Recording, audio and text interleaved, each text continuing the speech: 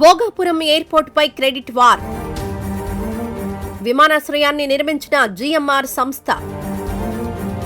భోగాపురానికి 2016లో airport మంజూరు చేసిన కేంద్రం. 2023లో పునాది వేసిన అప్పటి సీఎం జగన్. 2023 నుంచి ప్రారంభమైన పనులు. 2026 జనవరిలో ట్రయల్ రన్ విజయవంతం. ఈ ఏడాది జూన్లో ప్రారంభం కానున్న భోగాపురం విమానాశ్రయం. భోగాపురం ఎయిర్పోర్ట్ ను తమ గొప్పగా చెప్పుకుంటున్న టీడీపీ. ₹1 పెట్టుబడి పెట్టని కూటమి ప్రభుత్వం. కేవలం భూమి మాత్రమే కేటాయింపు.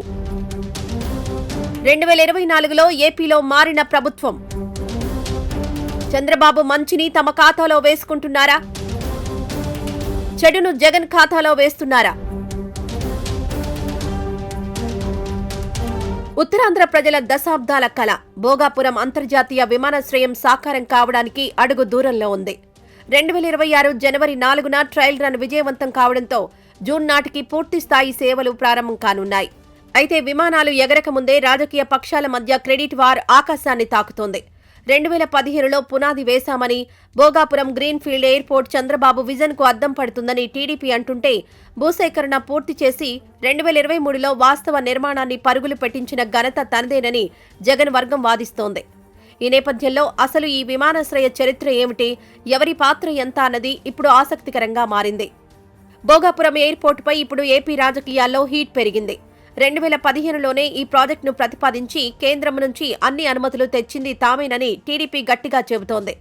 అప్పట్లో అశోక్ గజపతిరాజు కేంద్ర పౌర విమానయాన శాఖ మంత్రిగా ఉండడం కూడా ఈ ప్రాజెక్టుకు వేగం తెచ్చింది.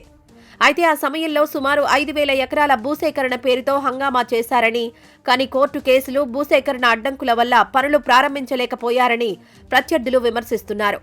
2019 ఫిబ్రవరిలో చంద్రబాబు శంకుస్థాపన చేసినా అది కేవలం ఎన్నికల ముందు చేసిన హడావుడి అని అప్పట్లో వైసీపీ కొట్టిపారేసింది. కానీ ఆ ప్లానింగ్ వెనుక బాబు కృషి ఉందన్నది కాదనలేని వాస్తవం. రాజకీయం పక్కన పెడితే 2019లో అధికారంలోకి వచ్చాక జగన్మోహన్ రెడ్డి ప్రభుత్వం ఈ ప్రాజెక్టుపై ప్రత్యేక దృష్టి సారించింది. అడ్డంకిగా మారిన కోర్టు కేసులు, రైతులతో ఉన్న భూసేకరణ సమస్యలను సామరస్యంగా పరిష్కరించి ఎయిర్పోర్టు విస్తీర్ణాన్ని 2,200 ఎకరాలకు పరిమితం చేస్తూ జీఎంఆర్ సంస్థతో కొత్త ఒప్పందం కుదుర్చుకుంది.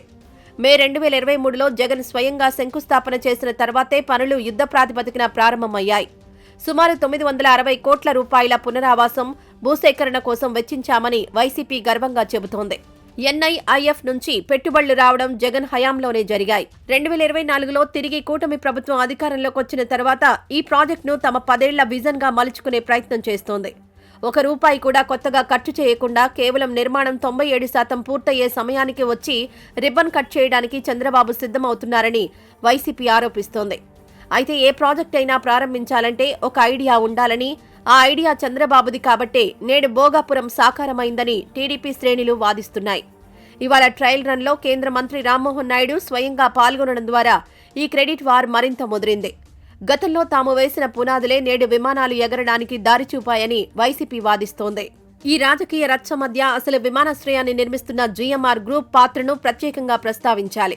పీపీపీ మోడల్లో సుమారు 4,725 కోట్ల వ్యయంతో ఈ గ్రీన్ఫీల్డ్ ఎయిర్పోర్ట్ను నిర్మిస్తున్నారు.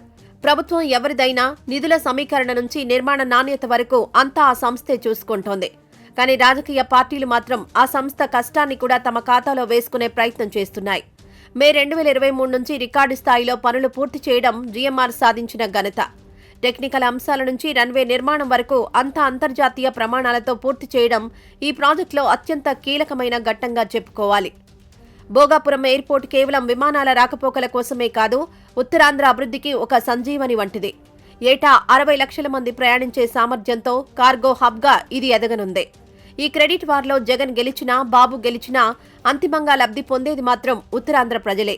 అయితే ఒక ప్రభుత్వం ప్రారంభించిన పనిని మరొక ప్రభుత్వం కొనసాగించడం ప్రజాస్వామ్యంలో సహజం. కానీ దాన్ని కేవలం తమ పార్టీ గొప్పగానే ప్రచారం చేసుకోవడం వల్ల ప్రాజెక్టు వెనుక ఉన్న అసలు లక్ష్యం పక్కదారి పడుతోందని పలువురు అభిప్రాయపడుతున్నారు. ఉద్యోగ అవకాశాలు, పారిశ్రామిక అభివృద్ధి ద్వారా మాత్రమే ఈ ప్రాజెక్టుకు పూర్తి న్యాయం జరుగుతుంది. భోగాపురం ఎయిర్పోర్టుకు చంద్రబాబు బీజం వేస్తే జగన్ నీరు పోసి పెంచారు. ఇప్పుడు ఫలాలు అందుబాటులోకి వచ్చే సమయానికి ఇద్దరూ తమదే అంటున్నారు. 2015 నుంచి 2026 వరకు సాగిన ఈ సుదీర్ఘ ప్రయాణంలో 2 ప్రభుత్వాల పాత్ర ఖచ్చితంగా ఉంది. ఒకరు అనుమతులు తెచ్చి ప్లానింగ్ చేస్తే మరొకరు అడ్డంకులు తొలగించి పనులు చేయించి పూర్తి స్థాయికి తెచ్చారు.